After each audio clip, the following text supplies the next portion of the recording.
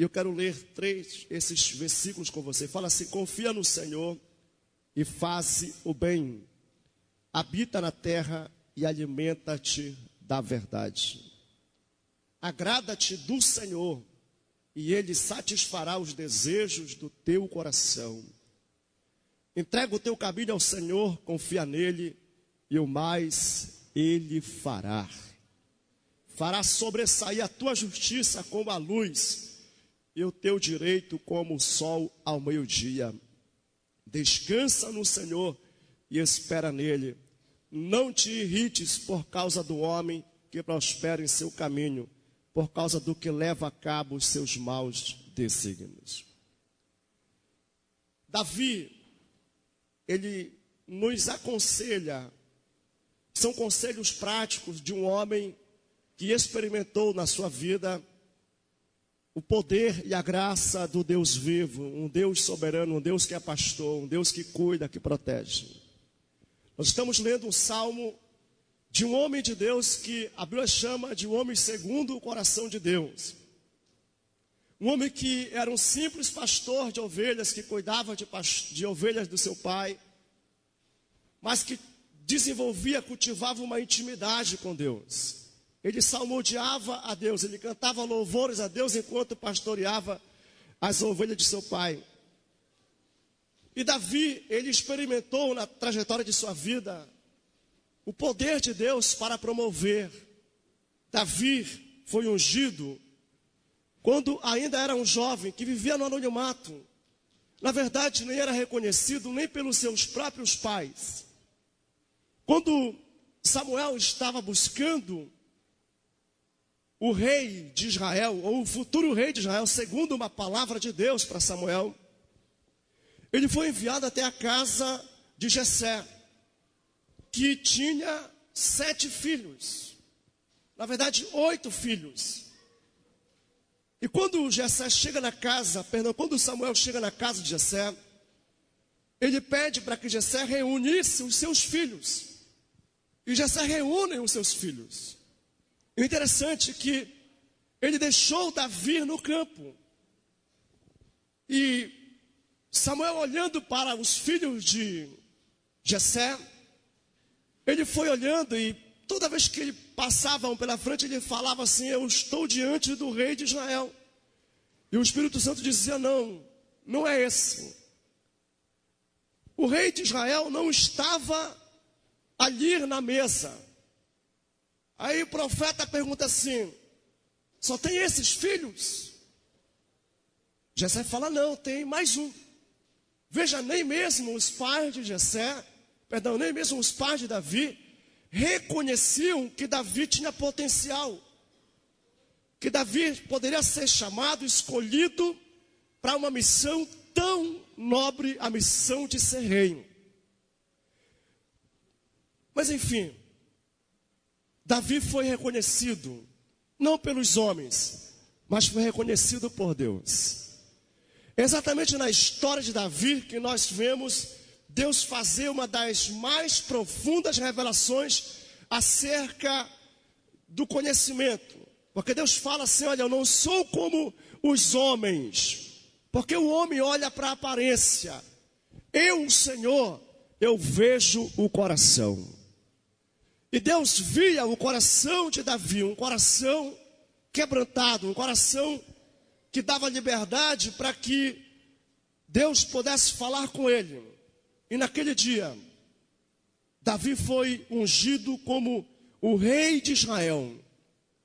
Passou um tempo, Davi foi levar comida para os seus irmãos que estavam numa batalha. Quando ele chega lá, ele viu o gigante Golias, que humilhava, que afrontava o exército de Israel.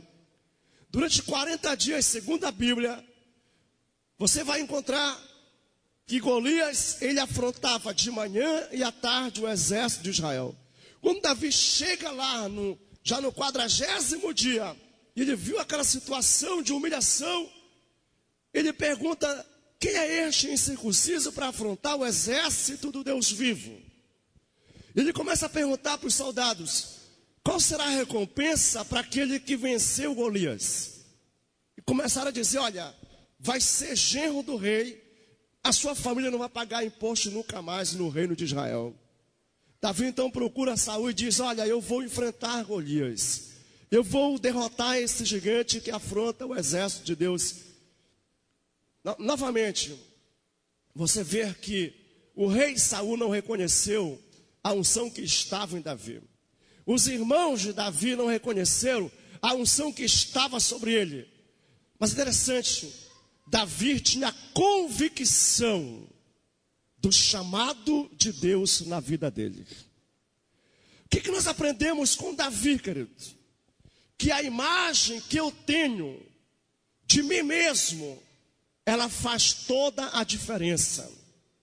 É muito importante você saber o que Deus pensa sobre a tua vida. É muito importante você saber qual o chamado de Deus para você. Mas olha, mais importante ainda, é você se enxergar como Deus enxerga você. E foi exatamente isso que deu ousadia em Davi. Davi era reconhecido por Deus como um jovem com potencial para reinar, para liderar, para ser um governador. Embora o seu pai não enxergasse, embora seus irmãos não enxergassem, embora o rei de Israel não enxergasse nele esse potencial. Mas interessante, Davi, ele sabia em quem ele cria. Davi tinha certeza do chamado de Deus, da unção de Deus na vida dele. Então nós estamos lendo um salmo de um homem que não apenas sabia como Deus o via, mas que também se enxergava como Deus enxergava ele. Diga para a pessoa que está do teu lado, enxerga-te como Deus enxerga você. Muitas pessoas, escute, elas não vencem, elas não crescem, não é porque Deus não tem chamado para elas, não é porque Deus não tem olhado para ela e visto o potencial, é porque elas ainda não conceberam, ainda não enxergam a si mesmo como Deus está enxergando para elas. Então veja só, as palavras de Davi, desse homem que chegou nesse nível de revelação, de enxergar a si mesmo como Deus enxergava. E por causa disso, ele foi ungido como rei, ele enfrentou Golias, saiu do anonimato, passou a ser um soldado, um valente de Israel, derrotou exércitos, enfim, Davi conquistou muitas vitórias. Então nós estamos lendo um salmo de um homem que experimentou em sua vida o poder da graça, o poder da misericórdia do Senhor. E ele fala assim, ó, confia no Senhor e faze o bem. Habita na terra e alimenta-te da verdade. Muitos de nós confiamos em Deus, mas não fazemos o bem. Queridos, a confiança, a fé em Deus leva você a fazer o bem às pessoas. Diga, a minha fé me leva a fazer o bem ao meu próximo. A fé, ela não trabalha apenas em mérito pessoal. A fé genuína, uma fé verdadeira, ela trabalha fazendo o bem para as pessoas. Diz a palavra de Deus em Atos, capítulo 10, versículo 38, que Jesus andou por toda a terra, fazendo o bem a todos e curando os enfermos e libertando os oprimidos. Jesus, ele confiava em Deus. Davi confiava em Deus. Os profetas, eles confiavam em Deus. Mas em que isso implicava? Em que eles faziam o bem para as pessoas. Não apenas encorajavam, não apenas estimulavam as pessoas. E olha, quando você estimula alguém, quando você encoraja alguém, você está dando uma grande contribuição para a vida dela. Eu descobri uma coisa: se eu conseguir ajudar alguém acreditar que ela é capaz, que ela pode avançar, eu dei uma grande contribuição para ela. Fazer o bem, querido, significa isso, estimular, encorajar. Significa você animar as pessoas. Isso vale muito. Uma palavra tem o poder de trazer libertação, de trazer cura, de trazer restauração. Agora escute, quando você faz algo prático, por exemplo, levar alguém para um encontro, levar uma pessoa a participar de um evento onde ele vai ter a oportunidade de ter uma experiência que vai marcar e mudar a história dele para sempre. Vale a pena confiarmos em Deus, a ponto de fazermos o bem para as pessoas. Você, nós jamais nos arrependeremos de fazer o bem para alguém. Mesmo que essa pessoa não venha dizer, olha, muito obrigado. Mesmo que essa pessoa não venha reconhecer, mas quem faz o bem, diz o apóstolo Paulo, se ele não desfalecer, ele vai colher os frutos. Nós somos exortados a não cansarmos de fazermos o bem, porque a seu tempo nós ceifaremos, se não desfalecermos. Diga para a pessoa, não desfaleça, mas continue fazendo o bem. Aleluia, quantos podem aplaudir ao Senhor Jesus?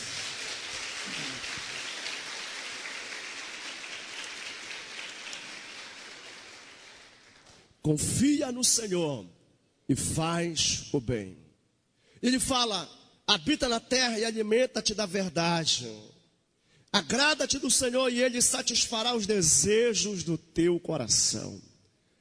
Desejos profundos da alma. O anelo do justo, Deus, Ele atende. Agora, qual é a chave que Davi nos ensina? Davi foi um homem que experimentou, que teve os sonhos, os desejos do seu coração realizados. Então ele fala com muita propriedade, agrada-te do Senhor. Escute com atenção. Davi não está dizendo para você agradar a Deus. Não é isso que ele está dizendo. Ele está dizendo, agrada-te. Essa palavra significa alegra-te, tem prazer, te satisfaz em Deus. É totalmente diferente de você procurar agradar a Deus. Totalmente diferente de você se agradar porque Deus está fazendo algo para você. Não. Você deve alegrar-se do Senhor, de conhecer a Deus, ter alegria só pelo fato de ser amigo de Deus. Eu acredito que foi exatamente isso que Jesus tentou passar para os discípulos quando eles voltaram, empolgados e felizes por causa que os demônios sujeitavam-se a eles por causa do nome de Jesus. Jesus então fala assim, alegrem-se, não porque os demônios sujeitam-se a vós outros, mas alegrem-se por saber que o vosso nome está escrito no livro da vida. Olha, irmãos, eu estava conversando com alguns varões durante o encontro, e eu estava dizendo assim que nós, homens, sexo masculino, precisamos ser mais alegres. Nós precisamos ser mais empolgados, ou nos empolgar mais. Se empolgar mesmo. Você já viu que tem pessoas que quando vê alguém empolgado, ele fala, rapaz, te acalma. Não, que nós temos que nos empolgar com as vitórias. Nós temos que nos empolgar na presença de Deus. Vocês concordam comigo? Nós precisamos ser empolgados. Chegar no culto e realmente extravasar alegria. E é isso que Davi fala, agrada-te do Senhor. Aí muitos de nós queremos a satisfação dos nossos desejos, mas não estamos nos agradando em Deus. Não estamos nos alegrando no Senhor. Eu quero te encorajar, querido, a viver isso aqui na tua vida. Eu vou fazer agora no mês de agosto, 17 anos de convertido. São praticamente 17 anos pregando a palavra de Deus. E esse versículo foi o segundo versículo que eu aprendi. Agrada-te do Senhor, e Ele satisfará o desejo do teu coração. O primeiro versículo que eu aprendi foi: buscai primeiramente o reino de Deus e a sua justiça, e as demais coisas vos serão acrescentadas. O segundo foi esse. Mas eu não entendia muito bem, eu procurava agradar a Deus. Porque eu entendia que eu tinha que procurar agradar a Ele. Até que um dia Deus me deu um entendimento que não era para estar procurando agradar a Ele. Porque o que agrada a Deus é a minha fé. Diz a Bíblia que é impossível agradar a Deus sem fé. Não é o que eu faço que agrada a Deus, mas a minha fé. O texto fala: agrada-te do Senhor. Eu tinha que me alegrar em Deus. Só que isso não acontecia naturalmente. Então eu comecei a buscar a Deus. Eu preciso ter esse prazer de estar na tua presença. Eu preciso me alegrar em ti.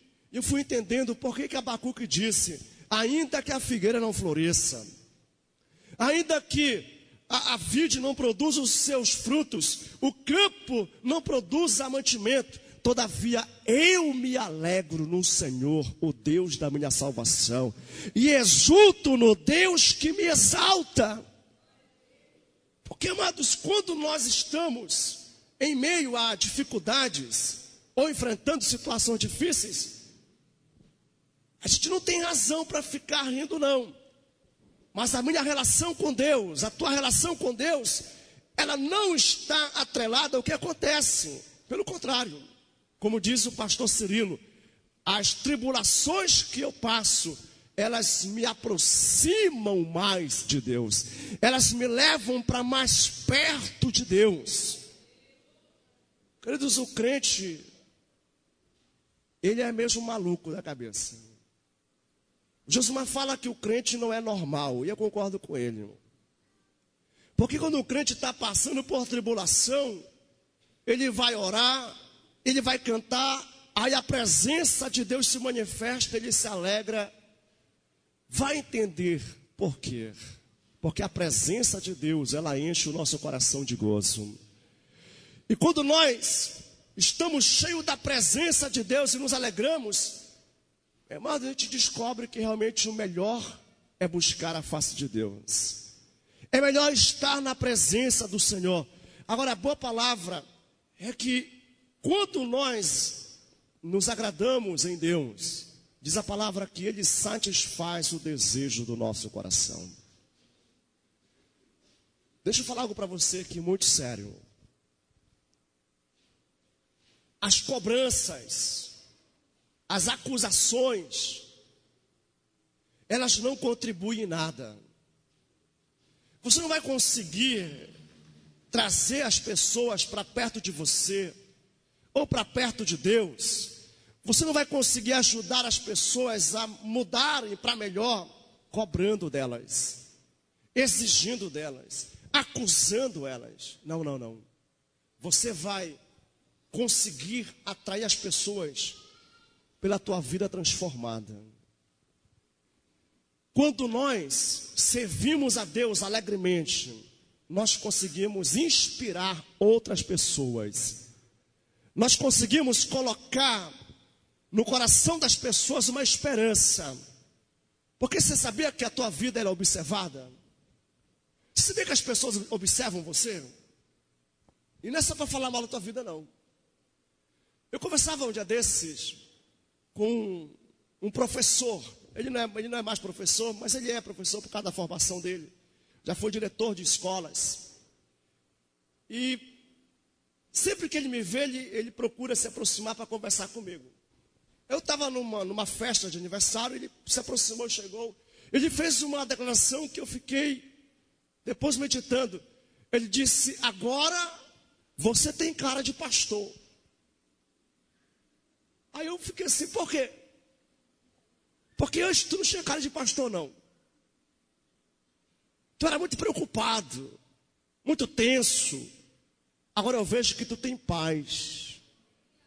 Eu vejo que tu tem alegria. Eu falei, pai, esse cara ficou me olhando todo esse tempo. Mas o bom é que ele viu que eu melhorei. Amém, queridos? Isso chamou a atenção dele.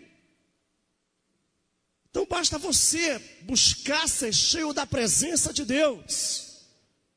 Buscar realmente viver com um coração que se agrada em Deus.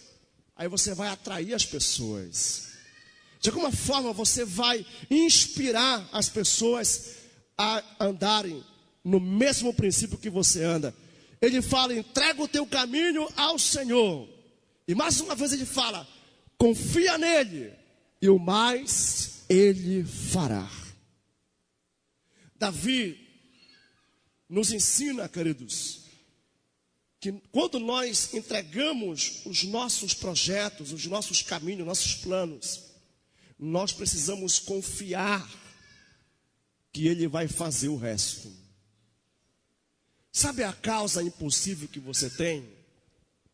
Sabe o problema que você precisa que seja resolvido? Davi fala assim, olha, entrega para Deus, confia nele e o mais ele fará. Ele fará sobressair a tua justiça como a luz e o teu direito como o sol ao meio-dia. Imagine o que é isso.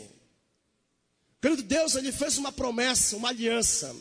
Ele fala que enquanto houver dia e noite, enquanto houver chuva e sol, enquanto houver as estações do ano, ele fala que a aliança dele permanece de pé com a nação, com o seu povo.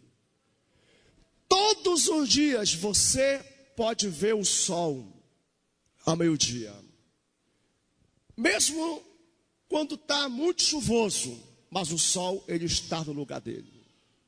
E diz a palavra de Deus que Deus fará sobressair a tua justiça como a luz e o teu direito como o sol ao meio-dia.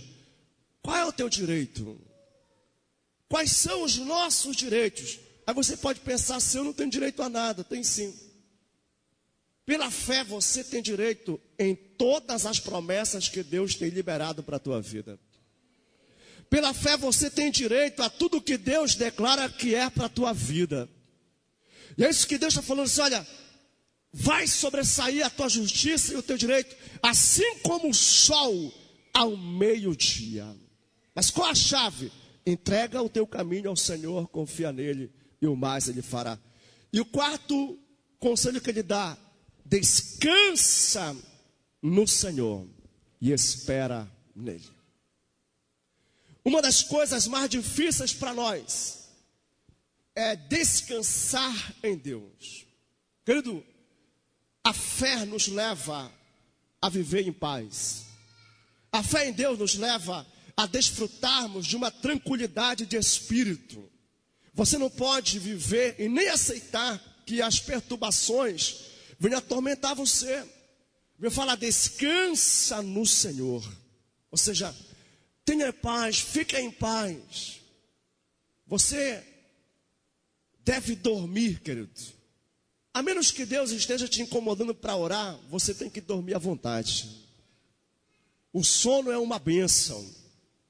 Há pessoas que não dormem por causa de preocupações.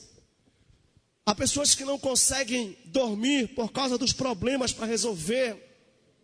Sabe por que Deus estabeleceu o princípio do descanso? Deus fez o mundo e tudo que nele há em 6 dias. Eu creio que Deus é o Criador dos céus e da terra. E a Bíblia fala que ele criou tudo em 6 dias. No 7º ele descansou. E ele estabeleceu uma lei. Trabalharás 6 dias e no 7º descansarás. O princípio do sabá, o princípio do descanso é bíblico. Nós não somos sabatistas de guardar o sábado. Mas o princípio do descanso é bíblico, que nós temos que descansar. Um dia da semana, ele deve ser para descanso. Agora, interessante que quando você começa a aplicar esse princípio de descansar, você vê que as coisas continuam acontecendo. É impressionante, nada para. Quando você para buscar Deus, para descansar nas promessas, você vê que as coisas continuam, não para. Você viu o testemunho da irmã Núbia? Ela só errou no dia do descansar, né? Ela queria descansar no dia do encontro. Mas o princípio, ele é muito profundo, porque quando você entende o que é descansar, você entende que descansar não é ficar em lazer, se divertindo. Não. Descansa em quem? Descansa no Senhor. Como é que eu descanso no Senhor? Você já perguntou isso? Como é descansar no Senhor? Eu quero ler com você um versículo muito profundo que eu descobri na Bíblia Sagrada. Diz assim, estou falando do princípio, não do dia, tá? Não estou falando do sábado, mas do princípio descansar no Senhor. Isaías 58, versículo 13, fala assim, ó. Se desviares o pé de profanar o sábado, ou seja, o dia do descanso, e de cuidar dos teus próprios interesses no meu santo dia, se chamares ao sábado deleitoso e santo dia do Senhor, digno de honra, e o honrares, não seguindo os teus caminhos, não pretendendo fazer a tua própria vontade, nem falando palavras vãs, então te deleitarás no Senhor. Diga glória a Deus. Vou repetir de novo, porque aqui está me ensinando como é se deleitar no Senhor, como é descansar no Senhor. Fala o quê? Se desviares o pé de profanar o sábado e de cuidar dos teus próprios interesses no meu santo dia, se chamares ao sábado deleitoso e santo dia do Senhor, digno de honra, e o honrares, não seguindo os teus caminhos, não pretendendo fazer a tua própria vontade, nem falando palavras vãs, então te deleitarás no Senhor. Queridos, esse texto fala não pretendendo fazer a tua própria vontade. Tem gente que ele está no culto, mas ele está doido de vontade para ir embora. Tem gente que ele diz, não, esse dia é para o Senhor, esse dia é para eu me consagrar para Deus. Só que ele continua com pretensão de fazer coisas para ele. Ei, amados, descansar em Deus está falando de consagrar o coração, de você abrir mão das tuas vontades para fazer a vontade de Deus, de você renunciar aos teus desejos para satisfazer o que está no coração de Deus. Por favor, entenda, eu não estou falando aqui do sabatismo, do dia do sábado em si, do nosso calendário, mas do princípio de descansar no Senhor. Você sabia que o estresse, a depressão, uma das raízes desses males da alma, dessas doenças da alma, é por causa do excesso de preocupação, o excesso da preocupação, querido, tem levado muitas pessoas a adoecerem. Mas Deus não quer isso para mim nem para ninguém. Deus quer que nós vivamos na presença dEle.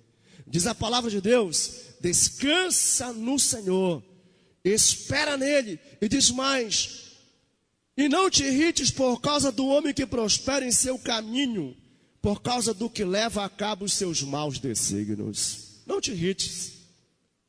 Querido, o que é teu, é teu. O que Deus tem para fazer na tua vida, Ele fará se você se colocar na posição de filho, se você se colocar na posição de um servo, se você se posicionar como um verdadeiro adorador. 4 conselhos de Davi. Primeiro, confia no Senhor e faz o bem.